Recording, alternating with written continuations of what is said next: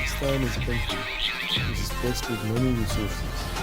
However, it is still suffering from economic deprivation. One of the main causes is inflation. Inflation in economics is one of the commonly raised issues of concern seen in different countries across the globe.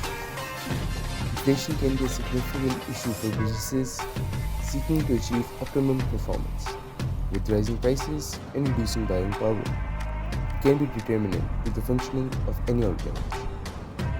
There are many reasons why inflation rises in a country, and today we will be looking into some of the sectors of Pakistan that got heavily affected due to inflation. Assalamualaikum guys, this is Ahmed Saqib and Daud Nasir. and behind the lens we have Amar and Ali. Today we will be going over Islamabad और हम लोग check करेंगे कि कौन से sectors जो हैं वो इन्फ्लेशन की वजह से इफेक्ट हुए हैं और हम लोग मुख्तलिफ जगह जाएंगे और वहाँ पे हम लोगों से इंटरव्यू करेंगे और उनका ओपिनियन जानेंगे. So let's go. We began our journey by visiting a jewelry store in Karachi.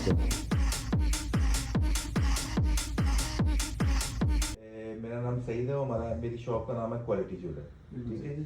और आप करें क्वेश्चन मुझसे. हाँ जी. अच्छा सर, बेसिकली हम लोगों का ये कि इन्फ्लेशन के हिसाब से हम लोग डिस्कस कर रहे थे, तो सबसे पहला मेरा क्वेश्चन आपसे ये होगा कि आप लोगों का जो है कस्टमर की जो बाइंग पावर है उसके हिसाब से मैंने पूछना कि इन्फ्लेशन हुई है तो उसके हिसाब से आपको क्या लगता है कि कस्टमर की बाइंग पावर पे कितना इफेक्ट है?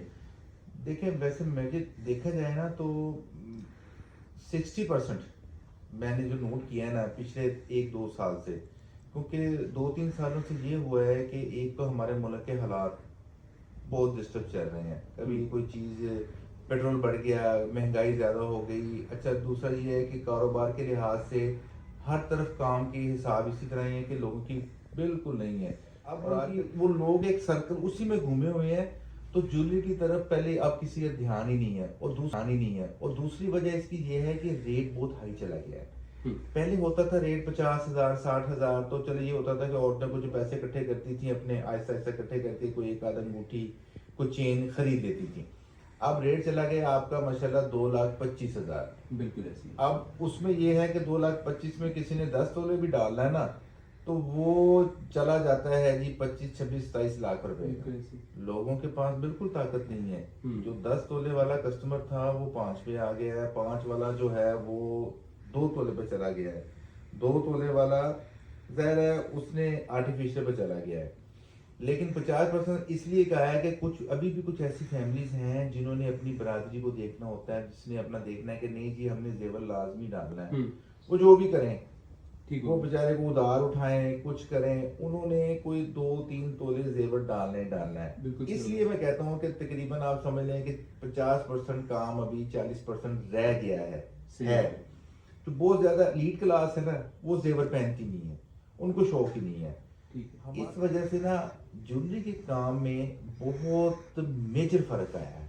बिल्कुल सही. बहुत ज्यादा फर्क आया है, जिस वजह से आप देख लें कि अगर कोई बंदा को ये सोचता है ना कि मैं कोई ज्वेलरी के हवाले से कोई नया बिजनेस स्टार्ट करूं, मेरे हिसाब में वो बिल्कुल नहीं करना चाहिए.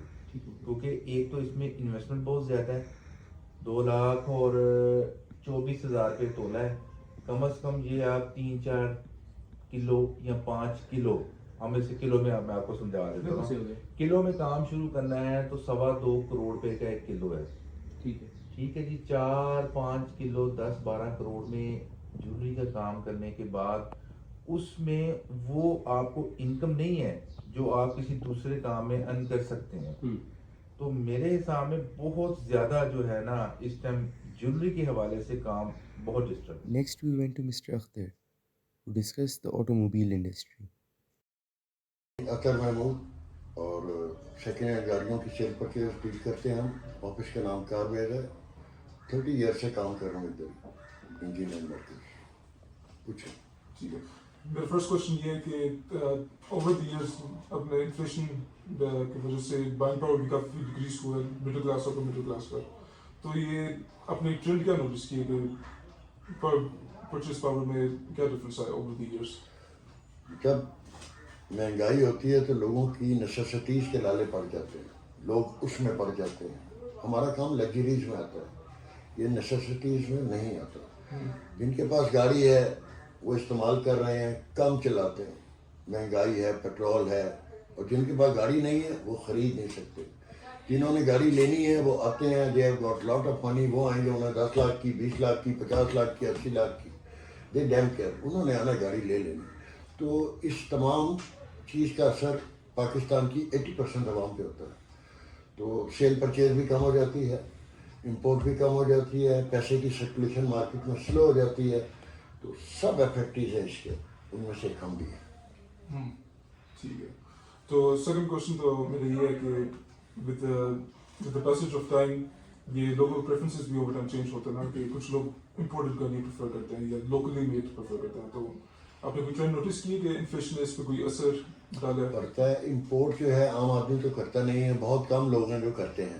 زیادہ تر لوگ جو بڑے ڈیلرز ہیں وہ لوگ کرتے ہیں, بلک میں کرتے ہیں, کنٹینر منگائیں گے, 50 گاڑیاں, 100 گاڑیاں, 25 گاڑیاں.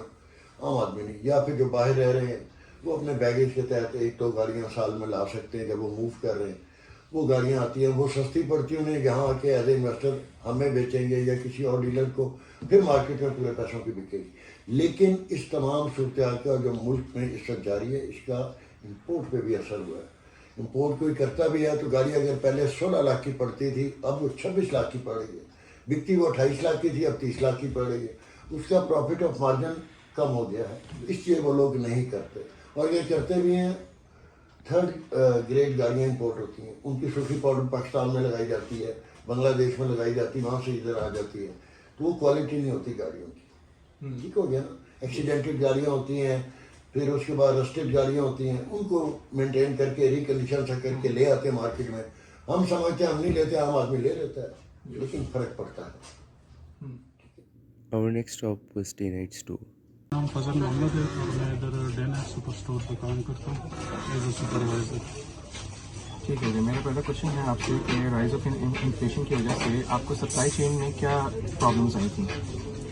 پرابلمس تو ہمیں یہ آئی تھی کہ جب سے یہ ایل سیز وغیرہ بند ہوئی تھی اور مطلب یہ ڈالر کا ریٹ اوپر نیچے ہو رہا تھا, تو اس وقت جو ہے نا مسئلہ آیا تھا. مطلب کسٹمر جو بھی چیز ہم امپورٹڈ لاتے تھے یا اگر لوکل بھی ہوتی تھی تو اس کی پرائس بہت زیادہ بڑھ گئی تھی ایل سیز اور ڈالر کی وجہ سے نا.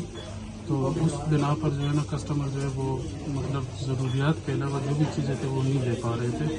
وہ مطلب یہ ہے کہ شیمپو ہو گیا, کلر ہو گیا, اسپرے ہو گیا, اس طرح کی کوئی چیز نہیں لے پا رہے تھے, ضرورت کی چیزیں لے رہے تھے. تو اس حساب سے ہمارا سیل پہ بھی جو ہے نا وہ اثر پڑا تھا.